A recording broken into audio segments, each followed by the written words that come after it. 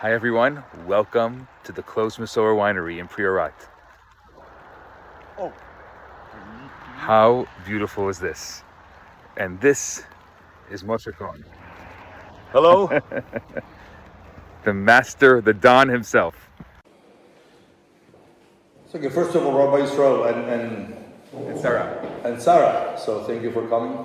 we're very honored to be here. It's a real pleasure, l'chaim, l'chaim. And to do l'chaim with, I will say, connoisseur and people who love wine. It's something special. And we have, as I told you before, our businesses technology in South America.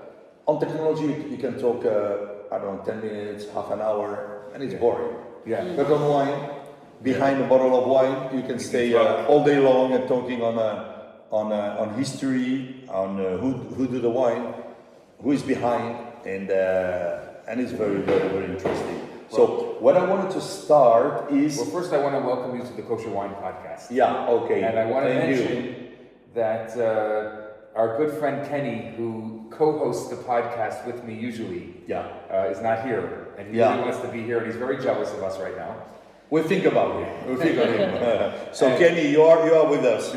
By distance, but you are with us. And I spoke to him, and I said that I'm going to be with you, and he said, if you can get an interview with Dr. Cohen, you must do it even if I'm not there. Okay, so it's a very nice for him. I was thinking of what to call you, and I think we should call you the Don of Kosher Wine.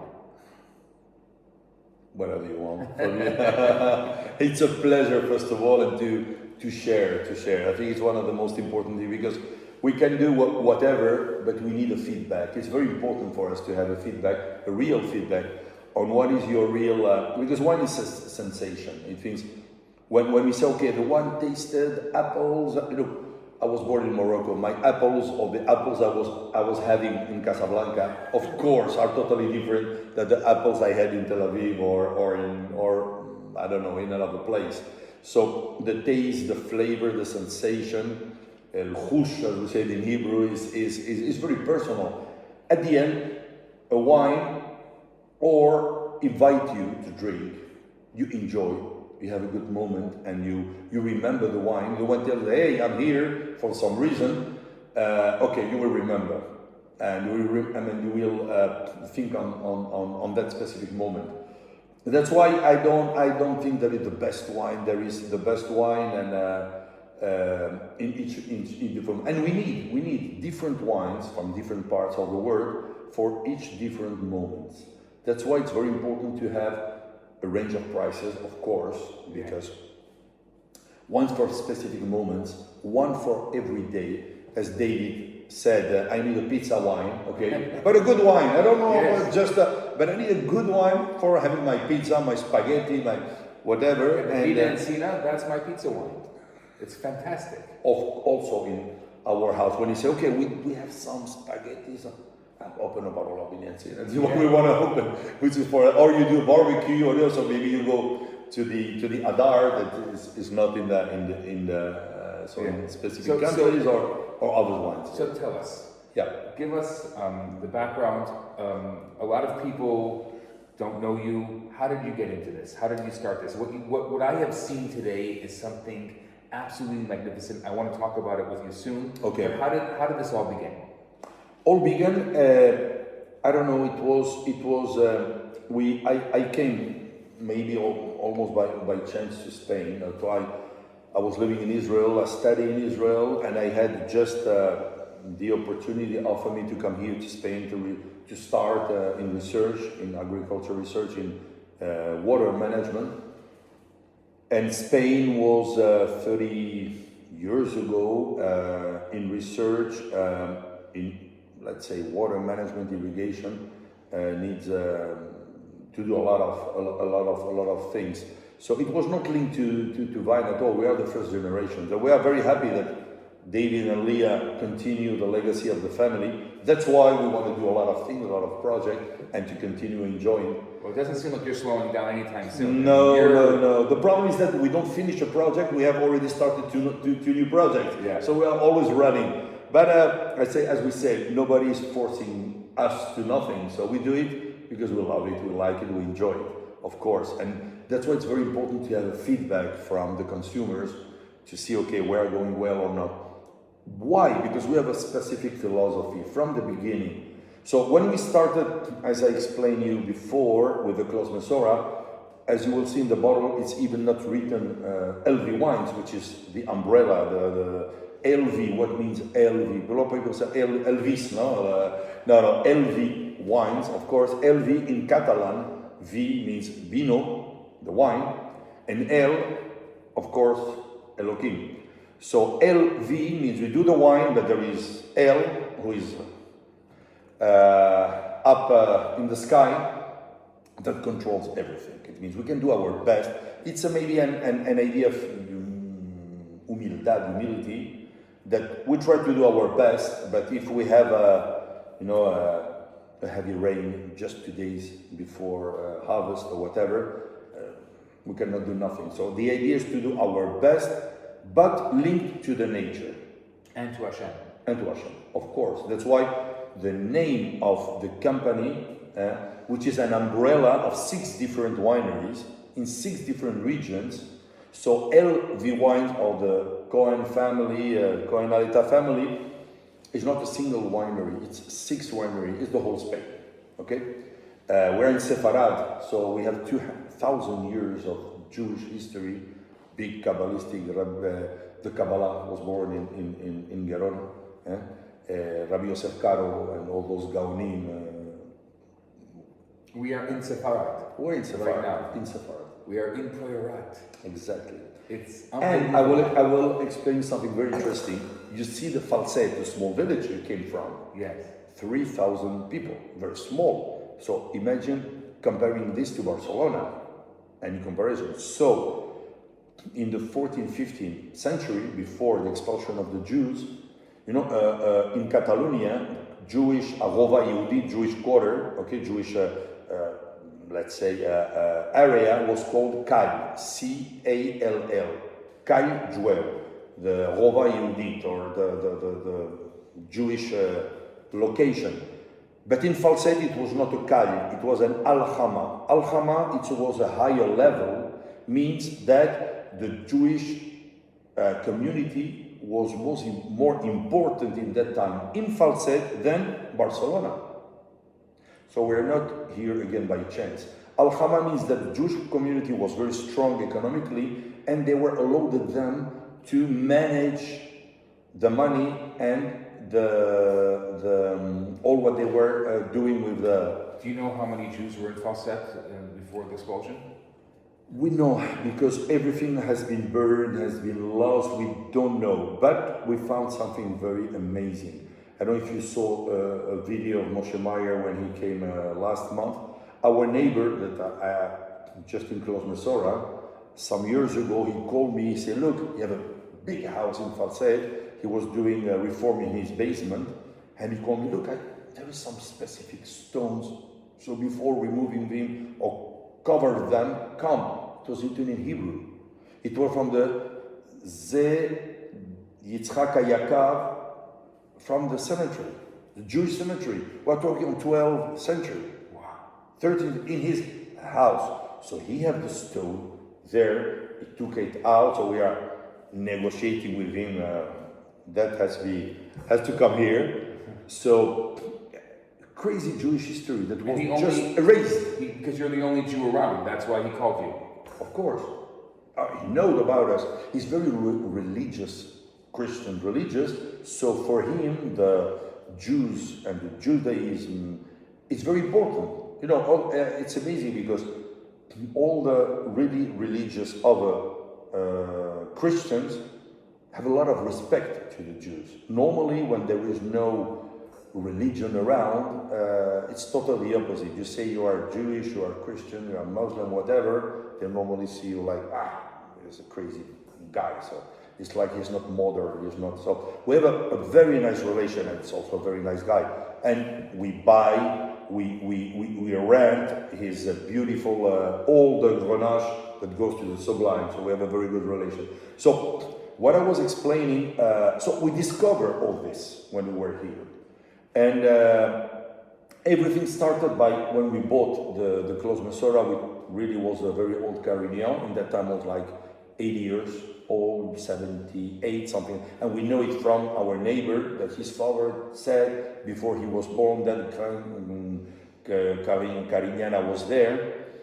So we say, okay, let's do our family wine. That's why in the Clos Mesorah label, it's even not written Elvi wine, it's Familia Cohen. It was really the origin.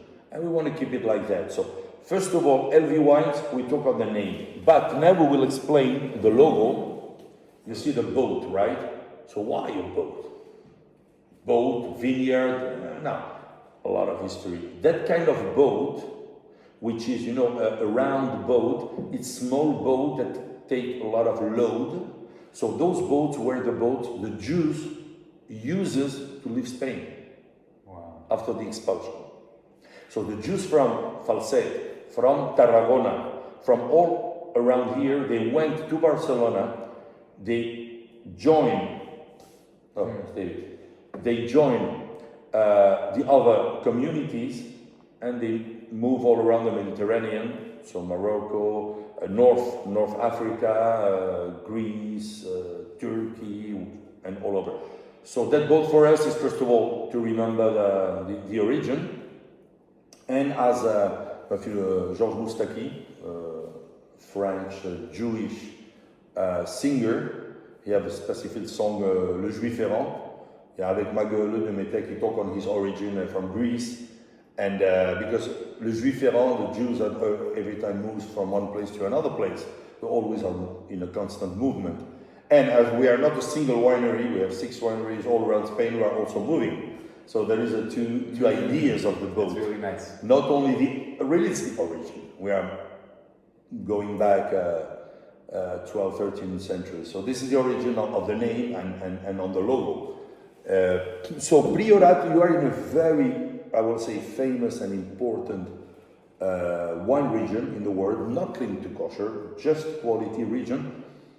Priorat, it's a little bit confusing because the region is called La Comarca del Priorat, means the area of Priorat, but inside that area there is 2 appellations, 2 DO and DOC. DO Montsant, Clos Mesorah, and DOC Priorat.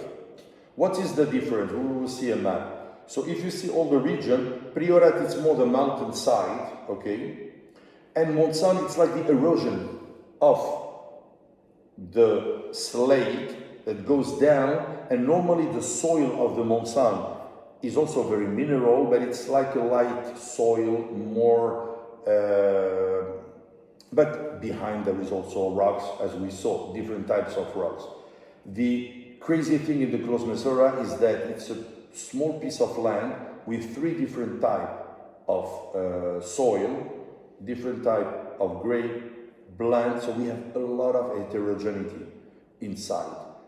That's why it's extremely rich. And it's always the grapes from there. They don't come from other parts.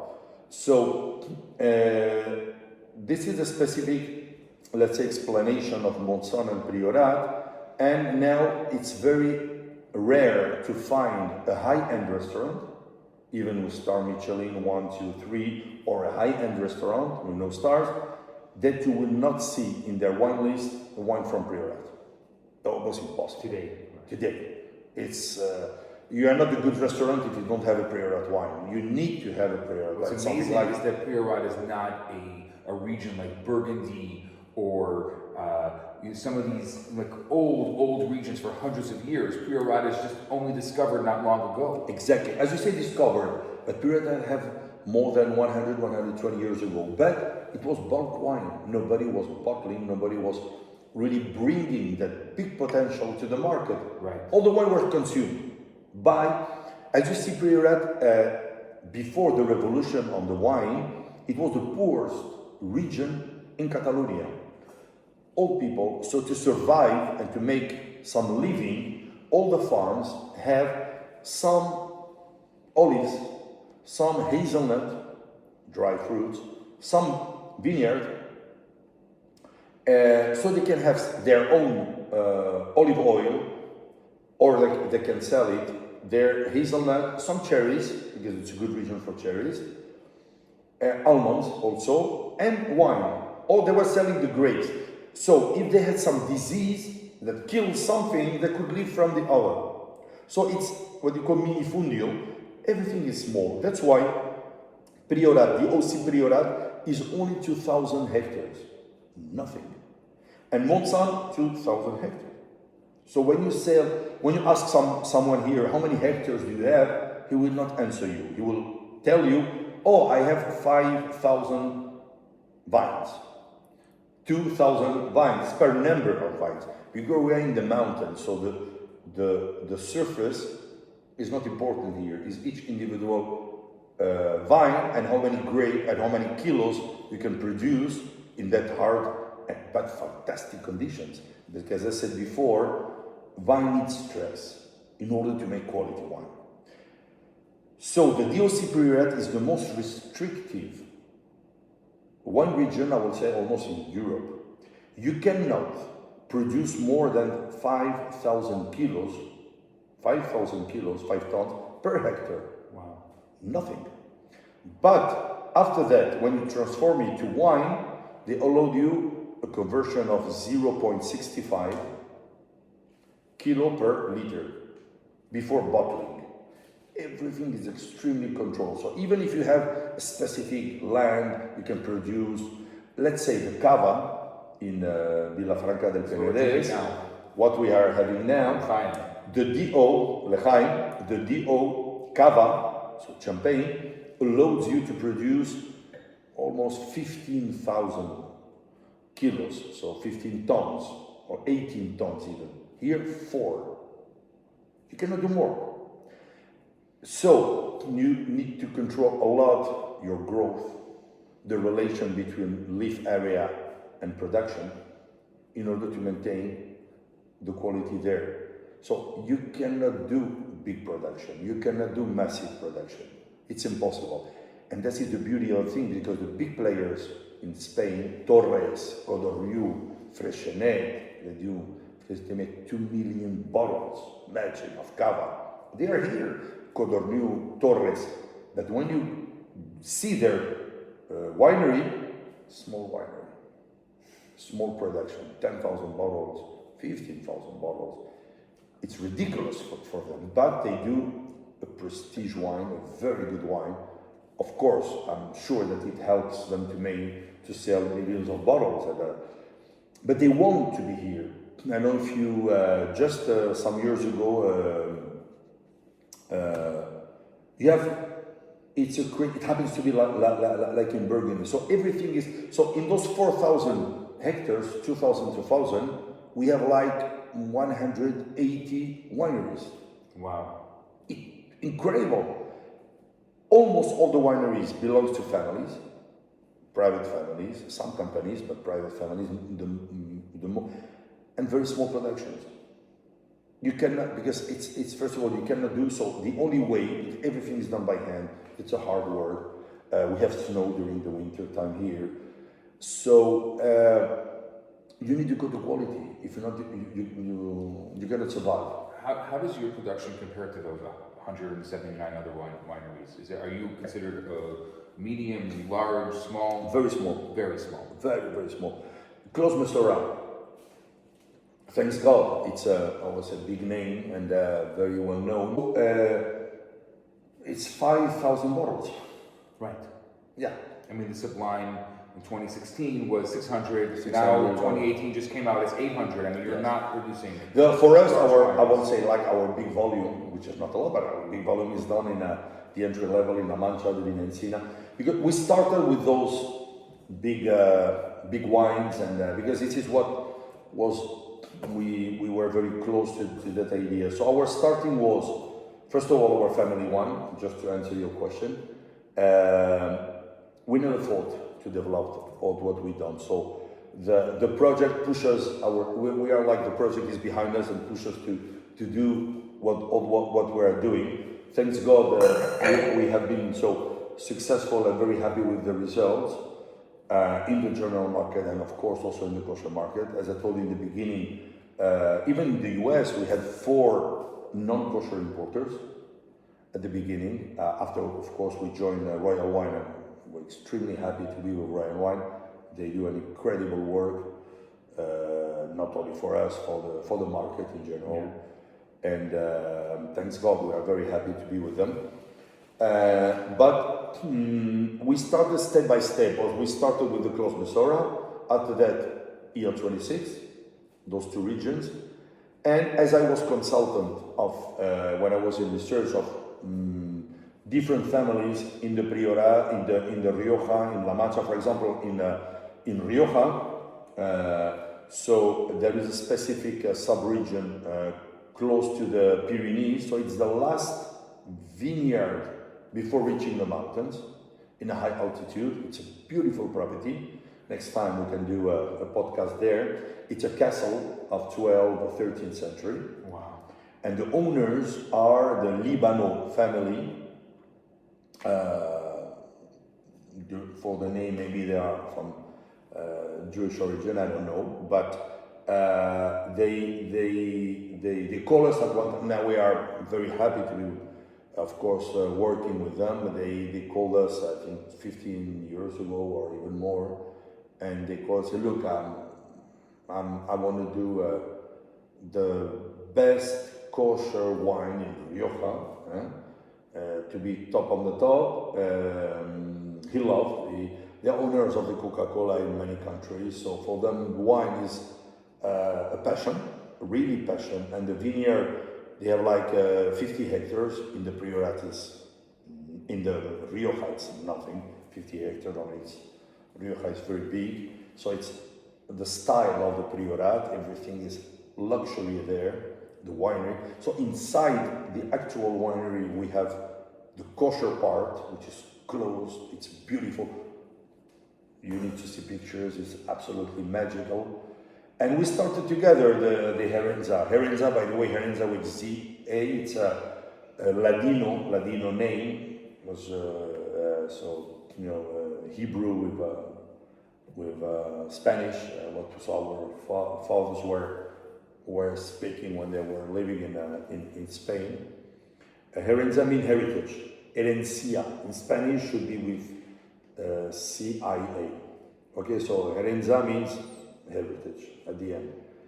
And so we started with Herenza 1, 2, 3, and we met from the beginning to the Gran Reserva. By the way, just today we decided that the first Gran Reserva was 2010, that is released in 20. And the second Gran Reserva, Herenza Gran Reserva 19, will be released July next year. Wow. Yeah, it's also 600 bottles, something like that. It's fantastic. And we have a fantastic surprise. We made a distillation of the Herenza during 14 years, so it's an XO, and we made the brandy. First brandy? Yeah. Wow. It's now 14 years. Yeah, it's ready. That beautiful packaging, something unbelievable. Have you had it? I can show you. I don't have it here, but I can show you some pictures that it's luxury. It's beautiful, and we give it to taste to the big tasters of brandy in Spain and in France. Wow. The result is unbelievable. And of course, it's the double distillation in alambic and stays so 10 years in barrels, etc. It's a style of Armagnac. It's delicious. So and in La Mancha we did the same. I was a consultant of a Prosper family. They had like 100 hectares of vineyard, no winery. So we were mainly doing quality grapes, and they were selling, and reaching some point, I'm talking on 25 years ago, they say, okay, let's start a winery. And I say, together. Okay, so, but with the condition you will do, that was the original idea, your family winery, Prosper, it's called Iana, and our winery. So again, it's fully kosher. I would say that a big part of the winery is kosher, And there we started the vineyard in Sina, and after that the Sangrian. And with the Libalo family, we do the Herenza White, which is in north of Barcelona. When we'll have the wine, we'll talk about it. Delicious white wine that have a very nice potential of aging. And the Cava in Vilafranca del Penedès, it's a very nice Cava. We got in a blind testing champagne in France, a silver medal, which is not bad at all. The Cava works very well. We are always under oversailed, let's say. It sells very nice. The only critic thing we have that it's not Mevushal, it cannot be in that, we know. So we are looking on maybe to do it. I'm not sure. We would love to do that. But my opinion is keep it not Mevushal. I yeah, think there's a lot of value in that. When you compare it with a lot of champagnes and so on, you think on by blind testing, we have to forget, if you say, okay, it's a Cava, it's like, no, it's not a champagne, no, so no. Do a blind testing, put it in the middle, and after doing the blind testing, look at the price and you say, wow, look at the position. That Cava, Elvi Cava is around, I think, $20. Yeah. I mean, people don't know exactly, we can't, can't always discern the difference between Mevushal and not Mevushal, but I know. Definitely it speeds up the aging process, and there's definitely not as much life in it when it's Mevushal. Yeah. As far as maybe. That's why when there is, of course, I can understand, but when you're waiting for a lot of time, but it doesn't work. You say, okay, just put the bottle in the middle, and everyone can pour himself, and that's it. Yeah, but in case somebody touches it, that's it. So, but okay, so that was our starting. We started with the Clos Mesorah. We started with we after that moved to the L26. First vintages were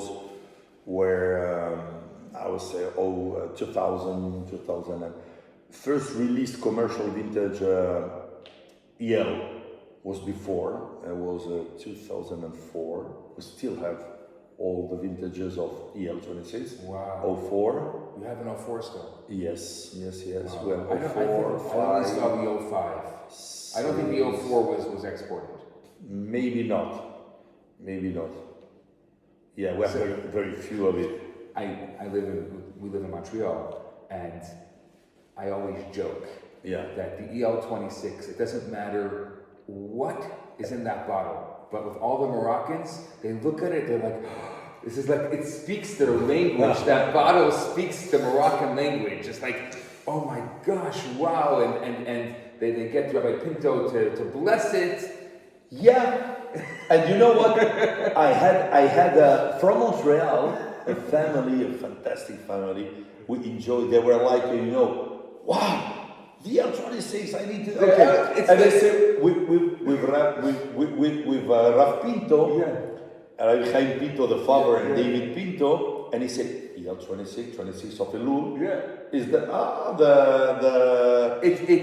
this is. I don't know if this was your intention, but I can tell you, it doesn't matter what's. I mean, the bottle. White EL, Elvi, with the same idea, 26, you give up K, so we play with both. And we discovered that even in the regular market, when you play with, when you give a name, because it's very hard to remember all the names and that. But when you have letters and numbers, that everyone is EL26, so it's like it's easy to remember. The L26 is an incredible bottle of wine, but even if it wasn't, the marketing on that bottle, I don't even think you realize that. No, I want to. I don't, when you're a winemaker, you don't always notice these things, but I can tell you, as when I see the Moroccans in Montreal, the way they react to the L26, it's like, it just speaks their language. It's unbelievable. No, it's we had a family that wanted us to do 2 barrels of the L26 for this reason. Raf Pinto. And they want to give it as a gift to him for like Ilulav, exactly, on father, and it's like wow, fantastic marketing. Again, nothing is by chance. Of course. It's so really the thing has run after that. we started as wine lovers, of course, discovering the wine, doing the wine for us, and we say, okay, we really had the idea that we have closed the loop. We have been in Spain, we had to go out, Israel, again Spain, so it's like we close the loop and we say, okay, people say, okay, you ask us sometimes, you do kosher wine? I say, no, it's a kosher winery. It's a complete philosophy, it's not the same. It's not I'm doing a kosher wine or here and there. No, every year we try to do the best. We do all the vintages. There is no, and we apply to the general market. We are in Turkey, a Muslim country. In Istanbul, there is 1-star, 2-star Michelin restaurant. Clos Mesorah is there. Wow. Do you think they buy because it's kosher? There's probably nobody kosher that's no. But we have a lot of countries that the buyers. It means they discover the wine, they love the wine, and after that they discover the history, what is behind, and a lot of time in some countries they almost cry, not shout on us. Why didn't you tell me that the wine is kosher and so on? My friends are Jewish here, I'm doing the community. So you buy the wine for the wine, right? Not because it's organic or it's kosher or you buy because you love it. So what I was explaining before, our philosophy that we apply in all the wines for us is very important, to be linked to the land. Not only, okay, the wine you can explain taste here and there, but for us the origin is the most important thing. The land, the terroir. So all what we planted with the concept to create an ecosystem. That's why we always mix plants, trees. In Clos Mesorah we didn't had time to, we had to come here and it was raining also, but we do also what we call a natural fighting of the insects. The nature is very clever, one insect eat another one, so in a complete loop, right? So we call it a lucha biológica. It means when you plant different species, fruit crops, we have fruit crops, of course, we don't plant them by chance. We know the cycle of the insect. We love the fruits and we eat the fruits, of course. We have cherries, plums, apricot, hazelnut, almonds. So when you mix that, first of all, there is a protection, there is a communication between the plants, and you created. It took us in Clos Mesorah between 10 to 12 years. And how you know that? The first time we came, you take soil from, you take let's say a sample of the soil, and it's a dead soil. No insect, no small snakes, it's completely dead because they were using chemicals during I don't know how many years. So when you make the soil to live again, that's why, I don't know if you saw all the walls, stones, we did it by hand. We have 2 Romanians working with us, are fantastic. So it's no cement, it's stone by stone, which is the stone from the Priorat, and we build all those walls. It's a pity that we could not climb, but we have everything is done by stone, because we build, let's say, the house it's a natural habitat of snakes, of lasers, of all kind of animals that go inside the soil. They make galleries. When you have galleries, you have oxygen coming, the roots can grow. So we come back to create a natural habitat. When the vine is there, we change the way to grow the vine, because a vine it's if you plant a vine, you cut, let's say, and you leave only one arm. That arm can go 25, 30 meters. Never stop to grow. It's the natural way of growing. So when you leave, we leave 3 to go. The growth is totally natural, and the expression of the grape, in that case, with the type of soil and with the microclimate, is perfect. It's one of the explanations that after doing blinds, we say, okay, we are able to make a total purity of the Grenache. It's very hard. Or total purity, that's why we made it a lot of years to see what is happening. And after we say, okay, now 2022 was perfect, and we do the Clos Mesorah Grenache, and you put it in your mouth, you say, it's a Grenache, not something else. Because sometimes you have a wine, you can love it, enjoy it, you don't have an idea what is inside, with grape, so to know about the grape, and to use the aging, the wood, to help to make the micro-oxygenation, but not to overload all the fruit. That is the idea. That's why in the Sublime, which is, we had it like 3 years in barrel, it's a long time, 4 years in the bottle before releasing it, and now it's still really a baby, and by time, the fruit will open, and because we want to drink grape, we don't want to drink oak. Oak always have to rehand to help. Are all of your wines organic? Yeah. All of them? Everything. So wow. Do you write about them? Of course. You see the green leaf? Yes. It's the European organic, but in the US, the USDA still don't have an agreement with the European organic, and they don't allow us to put it. To call it. There is a negotiation between Europe and USDA. That's why sometimes you write organic grapes, but we have certification of the vineyard, so the vineyard are organic, and the winery is certified organic. It's also important, not only the vineyard. Wow. So we have both certifications. Yeah. So this is the first step to try to be as much close as the nature. Okay. So second step, we are going to a concept of biodynamic, but the idea of the biodynamic is how we understand it.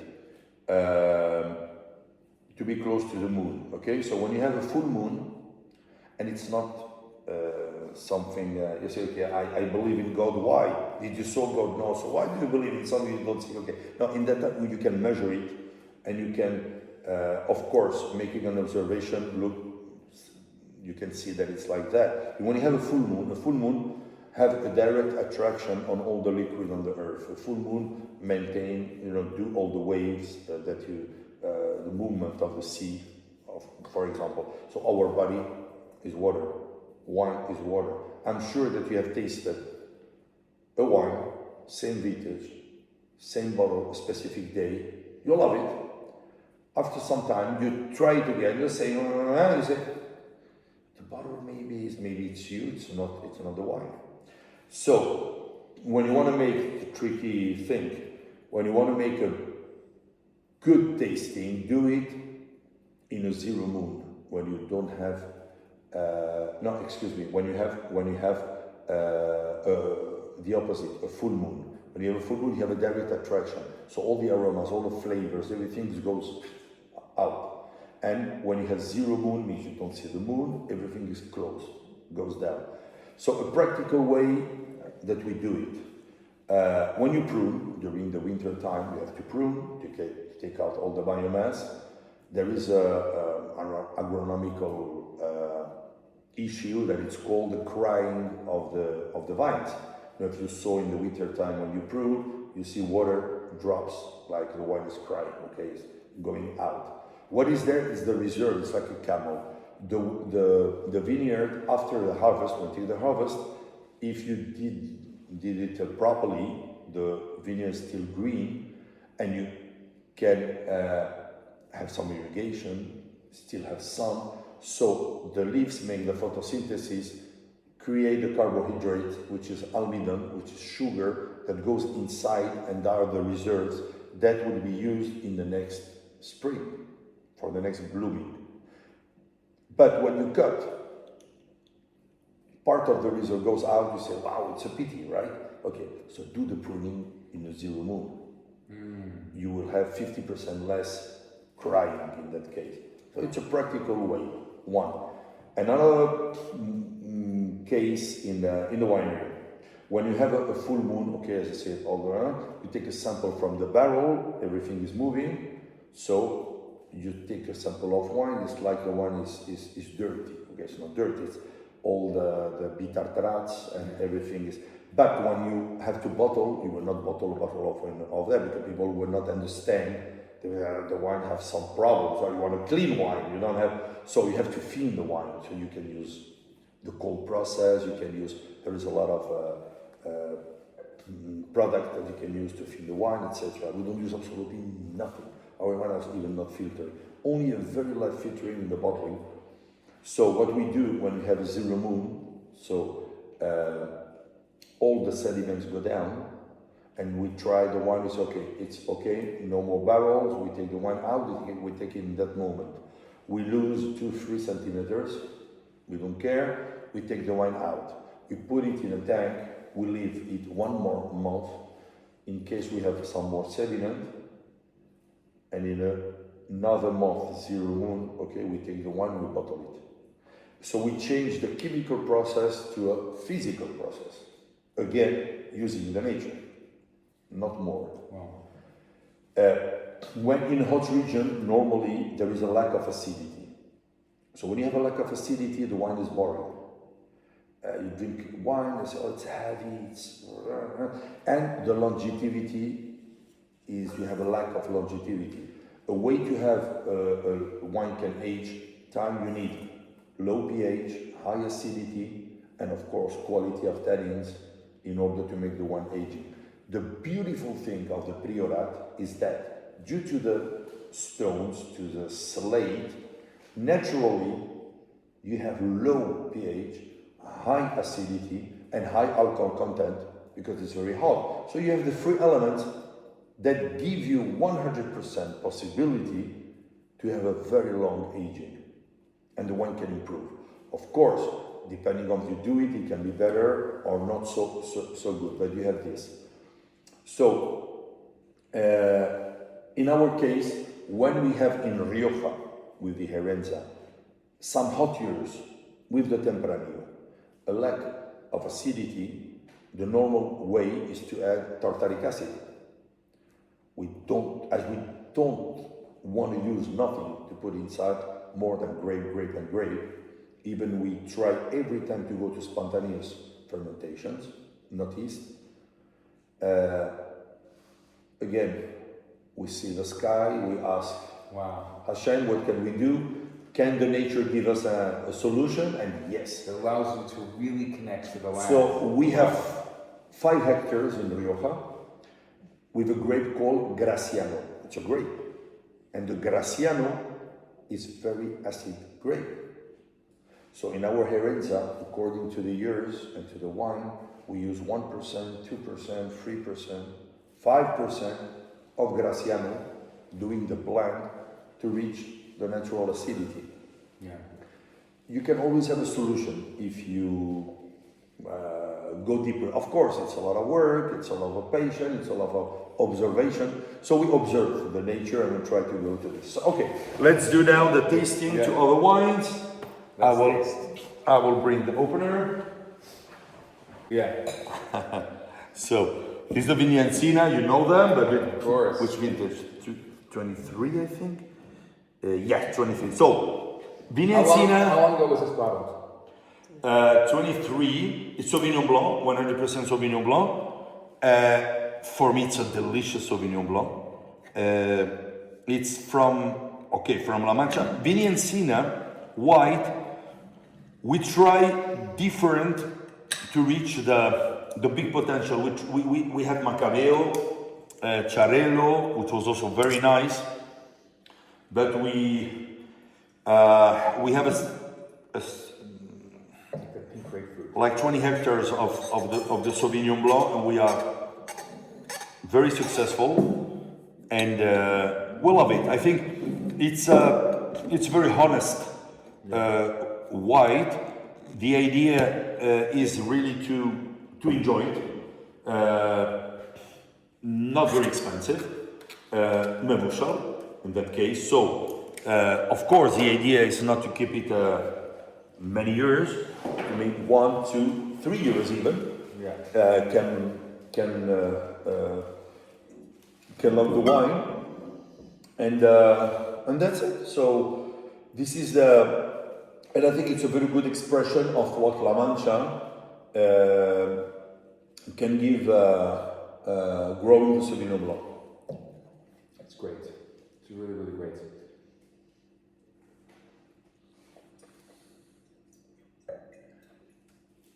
In Montreal, it's really hard for us to get wine because all the wine is from the SAQ. Of course. And when I first started, early on in my journey of wine, I was drinking wine with a bunch of sommeliers in Montreal.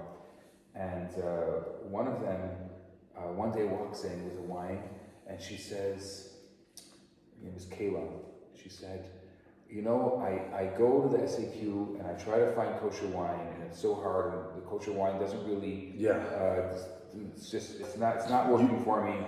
And then she walks in with this bottle of Vina Encina. Oh, really? It was the 2012. Wow. It was the 2012 Vina Encina. Wow. And this, maybe it was a 2011. It could have been, I think it was a 2011 Vina Encina, and this was like 2013 when she walked in with it. And she said, this bottle is incredible. She said, I had one, I have to bring it over. And she said, with this bottle, we can start teaching. She considered this like an entry-level bottle, and we can start teaching people in the community about the complexity of kosher wine. Right. And we did for a number of years. We always used the Vina Encina to teach the complexity of kosher wine. Fantastic. You know, we are very happy of that. We start with those big boys, Clos Mesorah and so on. After that, we move to Rioja, we do the errands and so on. And after that, we say, okay, we need to do an entry level, enjoying wine, everyday wine. And we say, okay, but if we do that, we want the white, rosé, red, whatever, to be on the same price. We don't want, we could do it here and there, and Israel, they're doing so good because, and a clever idea, they go, for example, to a shop and they say, let's say, if one Vina Encina costs, I don't know, let's say $10, so three can be even 30, maybe 27. But they put the white, the rosé, the red, so people who go to the red, they say, okay, so I will try the white or I'll try the rosé, and so they can play with three of them. And I think it's at the beginning we're not sure about that because we're used to, and it's what we open every Shabbat, every. It's so enjoyable. And even it's not linked to the price. The critique that we had in the market, that was, how can you sell that wine to so low prices? There is no link to the quality of the price. Maybe we made a business mistake to sell it, but we are very happy because thanks God we do a lot of, for us, we're not use some good volume, and we want good quality wines at a good price. For a daily use, we want a good glass of wine, having your meal. So for Montreal, for people who drink wine with dinner every single night, I think that some of the kosher wineries, for their entry-level wines, they've priced themselves out of the market. And I think you did a very good job by keeping it at a low price. And the Vina Encina is a great, just everyday wine that doesn't price itself out of the market. It's very affordable. I agree with you. I agree totally. I want just to make a short call to Anna to see. She will come. I hope she will join us, and we continue with the rosé. So, label. What does it mean? What viña? Una viña is vineyard. Hola, salut, tu vas venir? Ah non, rien du tout, je voulais juste savoir si tu allais venir. Ok, d'accord. Ah d'accord, ok, à tout à l'heure. Okay, so, In the middle of the vineyard, it's a picture that we change it like a drawing, but it's a picture. So in the middle of that vineyard, so vineyard, and encina is the cork tree, is the tree from which we do the natural cork. You make the corks here? No, we buy them from, for us, a very good producer in Portugal, Amorim. We visit them and it's incredible. They take the bark from the tree and you see all the process. It's beautiful. So we use all the natural. So we had two trees, cork trees, encinas, Viña encina. That's why, and one died, and we know that they had 500 years. Because how you know that? When you cut the trunk, you count the annals. Yeah. Okay? So we count like 497, something like that, and we still had one in the middle of the vineyard. So in honor to the tree, maybe in the same time the expulsion of Jews was there already. I don't know. And that's why it's a Viña encina. So encina, the cork tree in the middle of the vineyard. That was mainly the origin of the name. It's amazing. But again, well, very. We're always going to the. Trying to go to the origin. So I'm just going to the, let's say, natural way of tasting from left to right. Tell me about the rosé. Yeah. So the rosé, it's very interesting for us. So rosé is the rosé of the Cabernet Sauvignon. You know that we do a red Tempranillo, and after that, due to our import in Israel, Tzur, fantastic people, they say, yeah, we love the Viña Encina Tempranillo, it's very good, and so on. Not everyone knows about Tempranillo. Tempranillos, as the brand, the wine is so good. Make a Cabernet, please. The Jews and their calves. The And we Jews say- and their calves.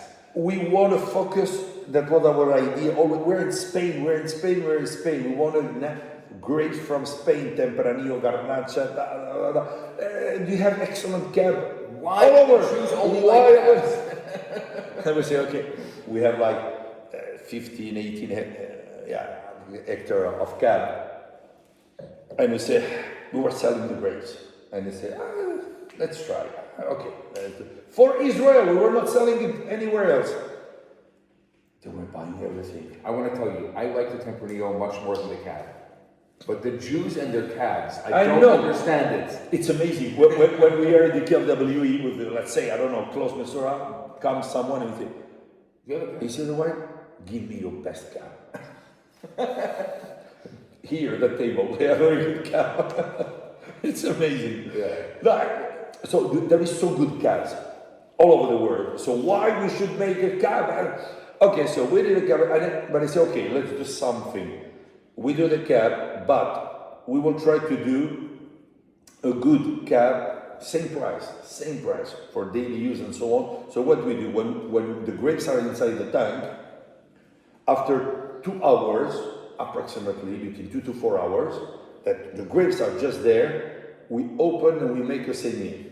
I mean, we open and we take the juice. This is a natural color.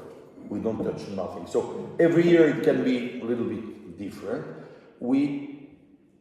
This is what we have. Okay, we would like. So when you make a saignée, you take the juice and you make the fermentation and so on. So we have the rosé. But as you take some juice from the cab, you have more concentration. Right.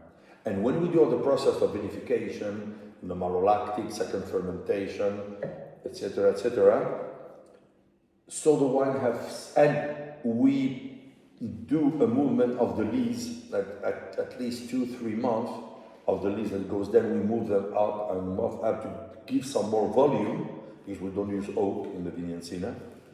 In the other, yes, but not in the Viña Encina.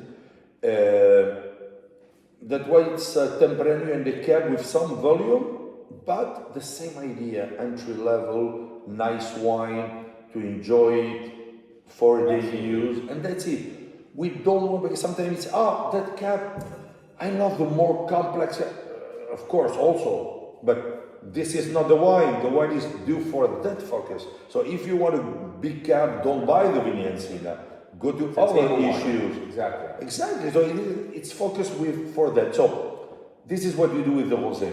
It's first juice of the cab. So what most people don't understand is that a good rosé was supposed to be a red, and you just stop the fermentation process. No, we don't stop. We just, when the grapes came, they are in the tank.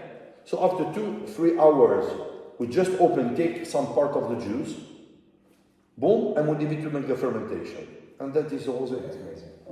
And we have more concentration in the cab that is still there doing the process so it's two in one, and we take advantage from both. Because we take the first juice for the rosé. Wow. And this expression of the rosé. One thing, because a lot of people say, oh, rosé has to be from the same year, the last vintage. Okay, if I tell you that rosé is 22, it's not from last year. Last year we could not make rosé because we had a very bad weather conditions, and we say, okay, it's not properly, so we just skip the 23. And we had some good tasters here taking the rosé, and they say, oh, it's a rosé from 2 years ago? Yes. It's there. Yeah. Yeah, that's the one that I have as well. So, still have a lot of, the acidity is very nice.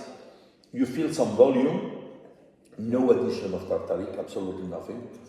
So, the entrance is nice, middle mouth, okay. Yeah. It's not a long aftertaste, of course, because it's not focused to that. And that's it. Yeah. So I would say it's a honest wine. From the first beginning, you open it, you smell it, you guess what is there, you put it in your mouth, it's still what you think the wine is. Exactly. And that's it. I mean, you open the bottle, you don't have to let it breathe, nothing, you just, as it is. Exactly. Which is what's beautiful about it. And this is the focus of the range of the Viniencina. Yeah.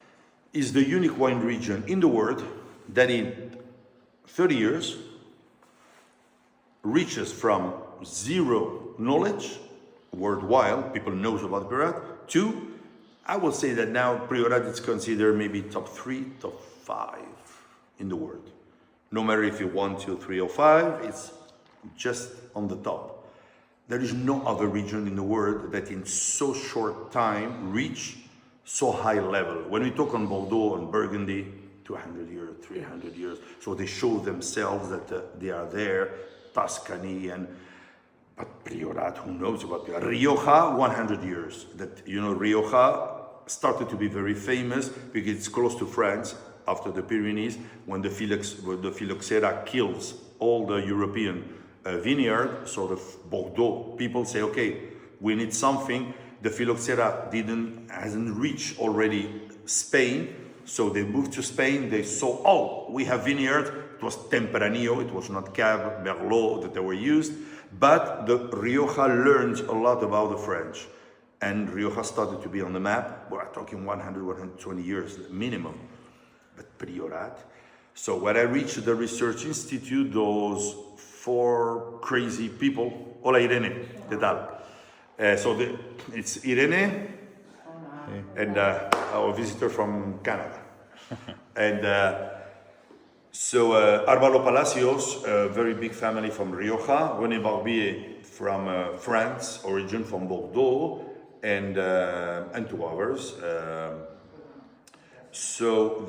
I was in that time in research institute. I remember when somebody want to buy a Priorat, no matter Montsant or Priorat, or you were going to we had some cooperatives, so with a jar, plastic jar of 5 liters, okay, fill it. It was maybe €0.5 liter, but it was a wine that you were not drinking, you were eating the wine. It was so 20-degree alcohol, black, it was not a red wine, it was a black wine, the potential was unbelievable. Nobody thought on bottling that wine and starting with new technology, with new ideas, So those people started, so I was in the research part, so I started to discover with them what was the very old Carignan, the very old Grenache, and they say, wow, this is unbelievable. So the revolution started when they thought on bottling and putting the wine on the bottle for, let's say, 10 euros. They could not sell nothing during 4 years. And after that, with a very big tasting, as you know, nobody is a king in his house. So they went to Madrid, they make a very large tasting with all the sommeliers and restaurants, and it was apotheosic. It was fantastic. And from there, they sold their 4 years vintage in, I don't know, a very short time. She need to move, so I will see. And je peux m'asseoir ou c'est bon? Okay, this is very exciting. C'est super intéressant. Very exciting. Also, I'm lucky to do this. You don't do this so often. No, so it's a good opportunity for us. On a été à La Mancha. We were in La Mancha, okay, so thinking on La Mancha. Une terre de soleil. It's a land of sun. Oui. Et c'est très difficile dans cet endroit à faire de vin frais. And it's very hard in the terroir, in a land of sun, to make fresh wines. Yeah. And they are very fresh. Et là, c'est notre principal objectif. Our main focus in La Mancha, Trouver la fraîcheur, l'amabilité dans le vin. go to be very friendly and very fresh. Ouais, j'espère qu'on a réussi. I hope that we succeed because it was the focus. Maintenant, on rentre c'est au Priorat. Now we go to the land of the Priorat. El famoso Priorato, The famous Priorat, 2 régions. 2 regions. Montsant et Priorat. Montsant, DO, and DOC Priorat. Montsant, et Priorat c'est les montagnes, et Priorat is the mountains, et Montsant c'est la plaine. and Montsant is the lower part. Là, il y a un peu de tout partout, mais c'est comme ça. Even if it's lower part, you have up and down, but it's lower part. On dirait que le Priorat c'est les montagnes qui montent, mais non, le Priorat c'est les montagnes qui descendent. You think that the Priorat, it's mountain that climb, right? But no, Priorat sometimes mountain that go down, even if you are in, okay? There is also. Parce que normalement, donc on peut trouver l'altitude parfois pareil dans un côté. So in some cases you can find the same altitude in Priorat and in Montsant, but it's go up because it's going up and down. C'est qu'il y a important surtout que dans les deux, il y a la minéralité. Yeah. Most important thing that in both cases, the common word is minerality. C'est un terme qu'il y a beaucoup à parler dans la minéralité. We can talk a lot on what is minerality and what is the expression of the minerality. Mais c'est vrai que ça exprime. On peut trouver quand on parle de vin avec minéralité, c'est de vin qu'on peut garder, de vin. When we talk on minerality, you think directly on longevity, on aging. Vale. Entonces, el Montsant se basa más sobre vinos, vamos a buscar lo que son vinos más elegantes, on va chercher de vins plus élégants. So in the Montsant, we are going to the elegancy, of the wine. Et Priorat, c'est la concentration. Priorat, concentration. Il y a une différenciation entre vins, quand on va goûter, on va le voir. We will see when we will switch to the Priorat. The fruit are completely different. Ouais. Mais et là, on peut trouver le fruit, des fleurs. We find all the fruit part of the flowers. Mais accompagné avec des tanins. Going, of course, covered by the tannins, volume, acidity, high alcohol content. Bon, maintenant il faut goûter. Okay. Now we need to try. Okay. So let's start with the 22. 22. So this is the Clos Mesorah 22. Clos Mesorah 22. Oh wow. Wow. Clos Mesorah it's amazing when you're having a blind tasting, you put the Clos Mesorah, you almost recognize it to the. Yeah. It's a special perfume. It has a distinct smell. There's no question. Exactly. We do a lot this at home in Shabbat. Everyone brings bottles. Every time someone put a bottle of Clos Mesorah, blind. You bring a bottle of Clos Mesorah. Yeah, I agree. And it's consistently unique. And that same smell, it's like almost like, yes. Wow. Nature. Yes. Es muy consistente el Clos Mesorah, lo reconoce siempre. Ah, on travaille toujours bien. Because we work very well. No, but it's true, it's true. On travaille beaucoup. No, but you work on that. You want that. You want the consistency. Mais le vin, qui c'est qui fait le vin? Oh, wow. Who make the wine? Yeah, Who make the wine? The terroir. c'est le terroir. Terroir is so Le terroir, important. il te marque. Hein, The terroir par exemple, il y a- is a very important, it's a big player here. Yeah. Wow. Wow. Wow. Yeah. It's young. It's young. es joven. Absolutely. Yeah. I'm saying this. El 14 hay que esperar un poco, il est fermé, mais on va le garder là, qu'il travaille. I would say this longtemps. has. Attends, I would say it's quand 20. switch. It has at least 10 years before it starts speaking. It's It's really young. yes. It's amazing because you said it's very young. I agree totally, but you can enjoy it. Yeah. If it means it's not because sometimes you have like some Barolo, something that you say, Yeah. Brunello, right? Brunello, that- It's tight.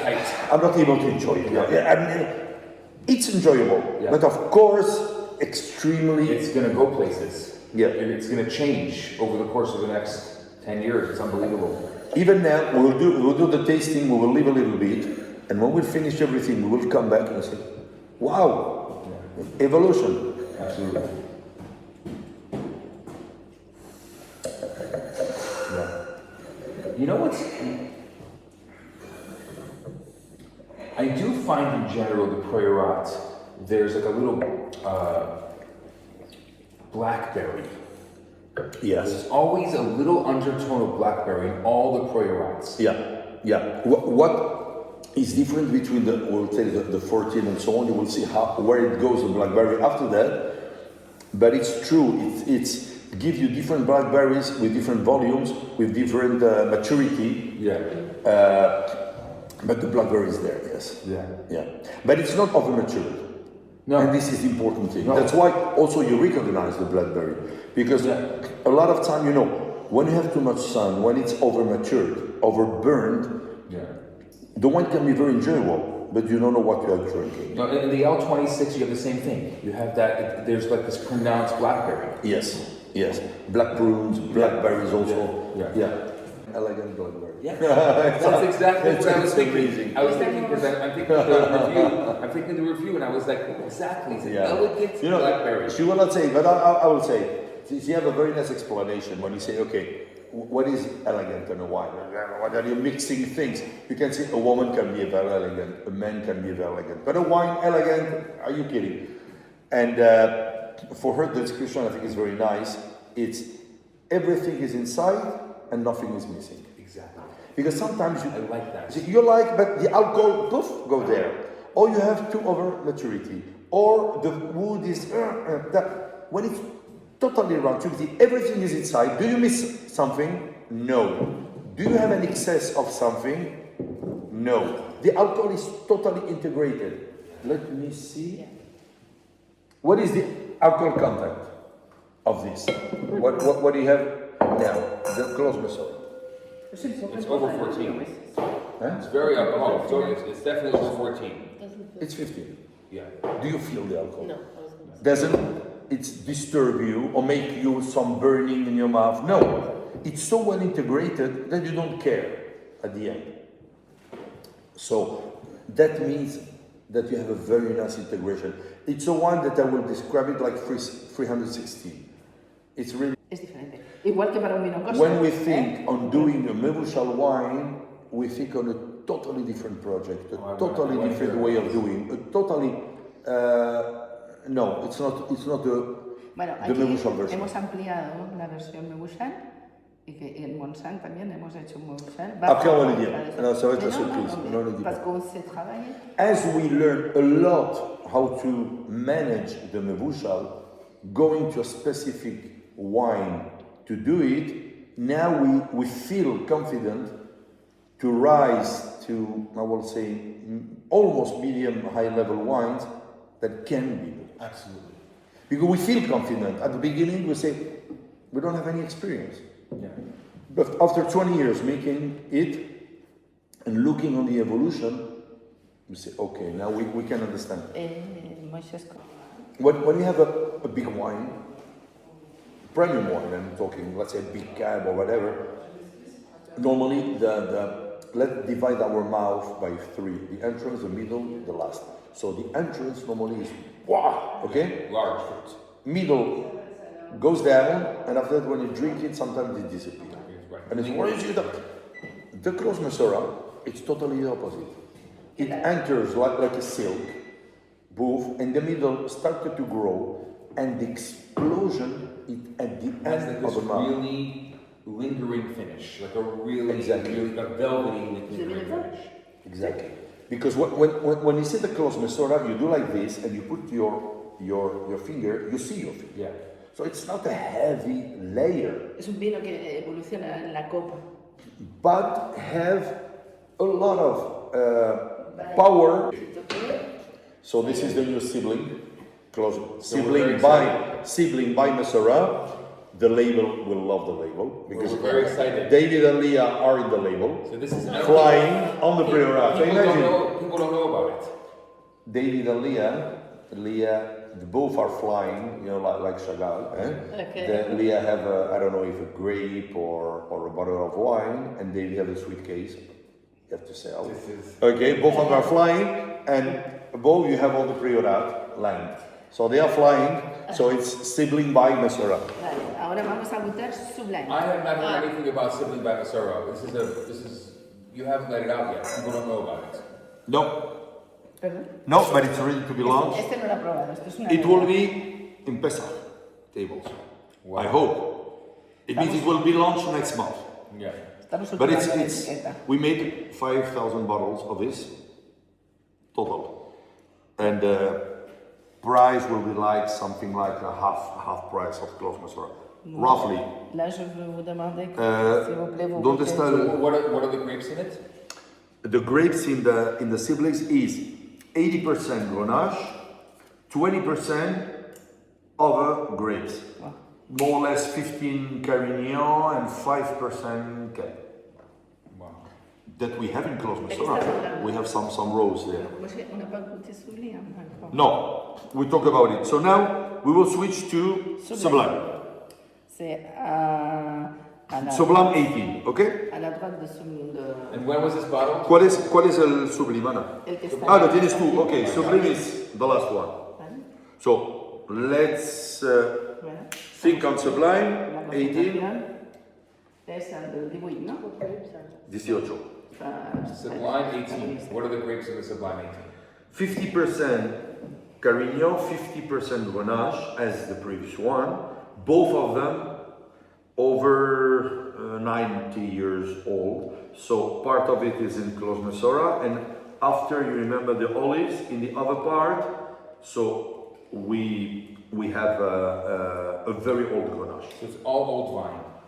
Both over 80 years old. You can definitely smell the old wine.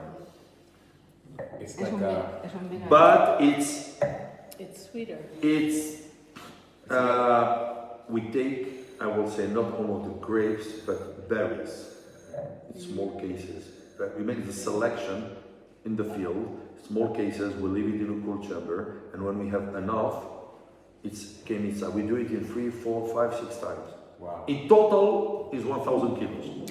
Wow. Just nothing. Which makes It's a crazy project. On est dans un vin avec le tannin prévus. We are in a wine with a very live tannins. Donde tenemos una tanicidad muy noble, We have tannicity, very noble tannicity, pero muy presente. but very present. Tenemos una acidez que acompaña muy buena esta tanicidad We y have un an equilibrio. excellent acidity that goes very nicely with the noble tannins that make a good equilibrium. Y tenemos un postgusto realmente que nos está diciendo que este vino va a durar. And we have an aftertaste that tells you that the wine have a very long age. how long was this in oak? In oak, ¿cuánto le hemos tenido en No me barrica? acuerdo. Eh, 18 meses. no más, 20. 18, 2 y 24 medio. meses. 25 meses. Ça dépend, parce que 20 yo ahora me confundo entre el 18 y el 28 months. 16. 28 months in oak. Yeah, it's very vanilla. It's so vanilla. It's almost like a Not all the new, eh? Yeah. No, we use Right when new you- and Right when you smell it, the first smell is butterscotch. yeah. Yeah, a little bit of. I smell a little bit of butterscotch. The first smell. Come lo scotch, nota vanilla della esto. Sí, esta es la vainilla que nos acompaña. Sí. Bueno, Tiene que abrirse un poco. Wow. no, está muy bien. I'm most excited about this because for me, the 2016 Sublime was the best kosher wine. Like really. Para él el Sublime 16 was. el mejor So I'm vino most kosher. excited about this. Fantástico. Well, very Sublime. We don't do it. If we do it, we don't know when. Means when the conditions and the quality and we think it should be, so it will go out. Right. And now we launch 18, 20. Imagine 6 years later. Yeah. So we keep it 6 years. Before we launch it, and That's a of huge, course we will come back to those wines. So, that's a huge commitment. yeah, It's a huge commitment. yeah, I mean, yeah. it's We really need to be sure that the quality is there before launching it. Now, the siblings. Siblings Wine Mesorah. Okay. On n'a pas l'étiquette. So this is a brand new. This is a brand new wine. Aquí, la... The We siblings. will send you we will show you the label. Yeah? The color is beautiful. Siblings Wine Mesorah. The idea, explico qué es para. Okay, we'll come back to the big boys, but Vale, aquí hemos Siblings Wine Mesorah. Là, on a cherché un vin, peut-être, on va dire un peu plus facile. Voilà. Un vin qu'il faut Here pas atteindre. we are in Priorat, okay? We don't have to forget. So here we are. We wanted to look for a more friendly wine, okay? Un vino que se pueda beber con más facilidad y entendible más fácilmente. A wine that you can drink it easily and you can understand it easily also. ¿Vale? Y que llegue a todo el mundo. And can reach everyone. Por eso hemos decidido trabajar en Nebusal que nosotros controlemos bien. Aún no lo digas, aún no Ya lo le digas. digo. Ah, ¿sí? Ya es el momento. So, this is the first time that it's by Mesorah and it's Mebusha. ¿Por qué? Necesitamos que en los restaurantes la Because gente we nos won't esté... reach that the one could reach everyone, even in a restaurant, even in a simcha, even Vale. everywhere. Aquí hemos ido a buscar... So we Honestamente, think a lot before launching it. hemos ido a buscar la fruta. We thought on going. We are looking for the fruit, a lot fruit, not too much. El volumen. Volume to have fruit, not only fruit plus volume. Los taninos necesarios para que este vino dure. The necessary tannins to go together and to give the wine options, good options to age. Pero es un vino jugoso It's a juicy wine when you put it in your mouth que se puede comer muy bien con él that goes very well with a lot of type of food. y estamos buscando con esto acercar a un público que le cuesta que no puede entrar con unos vinos de alta gama Okay, como and we es are el Clos looking Mesorah. to bring people to the wine world. Then maybe for the Sublime, Clos, etc., they maybe will not go. They find them maybe too complex. To be very friendly wines that they can have almost immediately. Tiene un precioso color. Color is beautiful, which is very important when you open a wine. So let's see the color. What are the grapes in this wine? 80% Grenache, and you have like 15% Carignan and 5% Cabernet. Nos dices, ¿cuál es la diferencia con los otros vinos?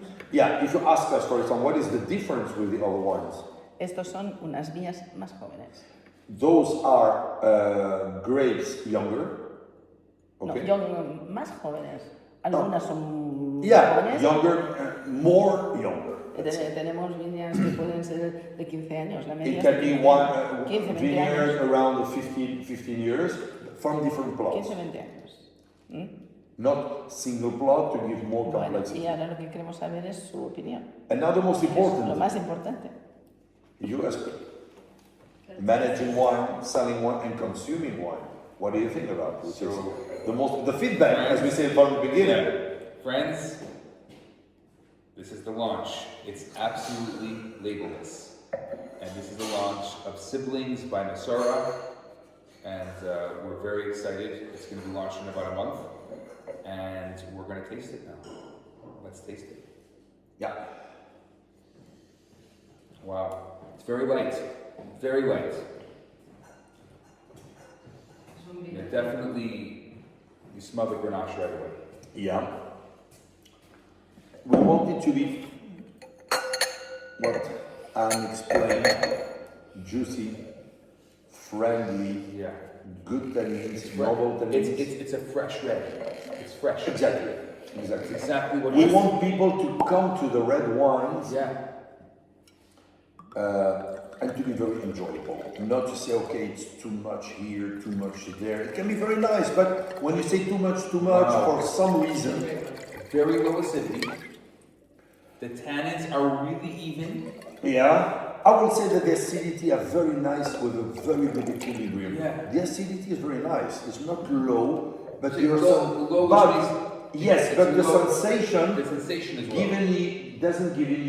don't give you that it's too acid. That's okay? right. But the pH is low, the acidity is high, but it's very well integrated with the fruit. At the end, this is what you said.